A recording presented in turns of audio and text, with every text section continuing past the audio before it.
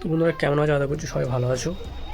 তো আজকের ভিডিওটার টপিকটা হলো মানে চুতিয়া প্লাস ভিডিও, মানে মহান মহান চুতিয়াদের নিয়ে একটু আলোচনার মধ্যে আছি আমি। মানে জাস্ট অবাক হয়ে গেছি, এরকম চুতিয়াগিরি মানে আমাদের এখানে হচ্ছে, মানে ইন্ডিয়ার মধ্যে এরকম চুতিয়ারা আছে, মানে এখনও আছে, আমি জানতাম না। মানে কী বলবো, মানে এই যে ওয়ারটা চলছে, একদিক থেকে ভালো, জানো তো আমাদের ইন্ডিয়ার মধ্যে কত রকমের চুতিয়া আছে, কত রকমের পাগলা চোদারা আছে, এটা আমরা জানতে পারলাম। মানে ওয়ার চলছে ইরানে, ইরান ইসরায়েল ওয়ার চলছে, এখানে শোক পালন করছে কারা? ইন্ডিয়ানরা।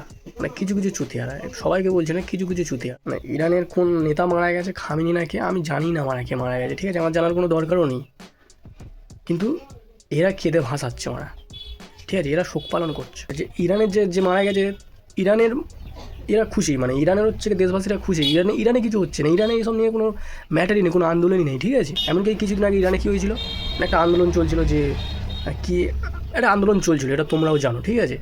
তারা খুশি সে মারা গেছে, আর আমাদের ইন্ডিয়ানরা মানে যেন এমন করছে, নিজের ঘরের মানে বাম্মা মারা গেলে যেমন করে, ঠিক তেমন করছে মারা। আমার এখানে কথা একটাই, এত কান্নার কী আছে, এত কিছুর কী আছে?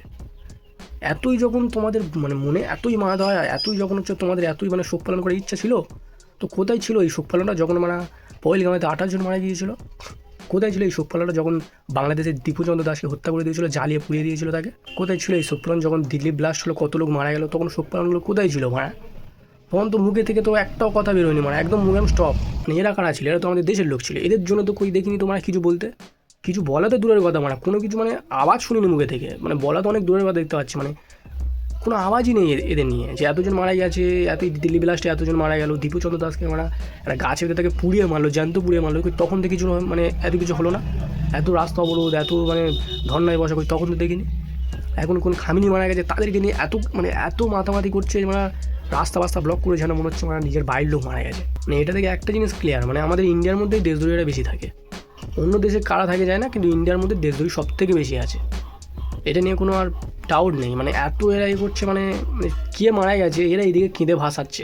মানে একটা গর্ত খুলে দিলে না, মানে এদের জল যদি ফেলা হয় ওখানে, ওই গর্তটা ভরে যাবে, ঘুরে মানে ওভারলোড হয়ে যাবে। তো চোখের জল আমি তখন দেখিনি যখন এই অপারেশন সিঁদুর হলো, ঠিক আছে, পহেলগাঁয়ে হামলা হলো, দীপুচন্দ্র দাসকে হত্যা করা হলো, দিল্লি ব্লাস্ট হলো, তখন কিন্তু এত চোখের জলই দেখিনি। আবার শুনছি নাকি বিষাক্ত ছেলে যে একটা ইউটিউবার আছে, ঠিক আছে, মানে একটা ইউটিউবার আছে, সে নাকি ইরানে নিয়ে কথা বলেছিল বলে তাকে নাকি আবার মানে হেফাজতে নেওয়া হয়েছে, মানে তাকে তুলে নিয়ে চলে যাওয়া হয়েছে, তাকে নাকি গ্রেপ্তার করা হয়েছে।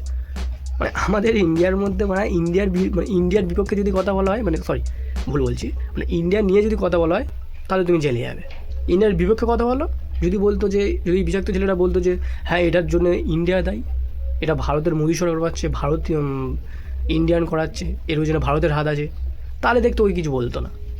ও ইরানকে আনসাপোর্ট করেছে, ওই জন্য ওকে তুলে নিয়ে চলে যাওয়া হয়েছে। মানে অ্যাকচুয়ালি দেখতে পাচ্ছি ইন্ডিয়ার মধ্যে থাকতে গেলে ইন্ডিয়ার বিপক্ষে গিয়ে দাঁড়াতে হবে। মানে এখন পরিস্থিতি এমন একটা জায়গায় চলে আসছে, ইন্ডিয়ার বিপক্ষে যে দাঁড়াবে সেই এখানে থাকতে পারবে। মানে আমি মাঝে মধ্যে ভেবে ভাবা হয়ে যায় যে এটা ইন্ডিয়ার মধ্যে বাস করছে নাকি পাকিস্তান নাকি ইরানে বাস করছে। আর যারা এই যে কেঁদে ভাসাচ্ছ, তাদেরকে একটা কথা বলি, এতই যদি মায়া দেওয়া থাকে, এতই যদি তোমাদের খুব মানে কেঁদে ভাসাচ্ছ যখন এতই, তো চলে যাও না এখান থেকে, তাহলে চলে গিয়ে ওখানে গিয়ে কাঁদো না। এখানে কাঁদার কী দরকার? এখানে কাঁদলেই কিছু হবে? কিচ্ছু হবে না। ওখানে গিয়ে কাঁদো, ওদেরকে এতই যখন পছন্দ, তাহলে সেই জায়গাটা যাও, সেই জায়গাটা গিয়ে কাঁদো, সেই জায়গাটায় কেঁদে ভাসাও, কে কী বলে? কেউ কিছু বলবে না।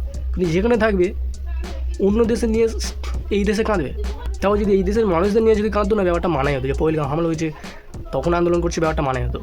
কোথাকার কোন নেতা মারা গেছে, তাদের জন্য আমাদের দেশের লোক কান্নাকাটি করছে। মানে একটা কথা এখানে সিওর হয়ে গেলাম, ইন্ডিয়ার মধ্যে দেশদ্রোহী সব থেকে বেশি। অন্য কোনো দেশের এত সাহস নেই যে ইন্ডিয়ার উপর হামলা করবে। মানে পাকিস্তানে মারার আগে এইসব দেশদ্রোহীদের মারা উচিত, যারা এইগুলো করে বেড়াচ্ছে।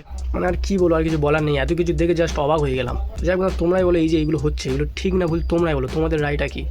আমি ভিডিওটা এখানে স্টপ করছি, নিজে তোমরা কমেন্টে জানাও ভিডিওটা কার কেমন লাগলো, আর তোমাদের রায়গুলোও কমেন্টে দাও, যে এগুলো যেটা করছে এটা ঠিক করছে না ভুল করেছে।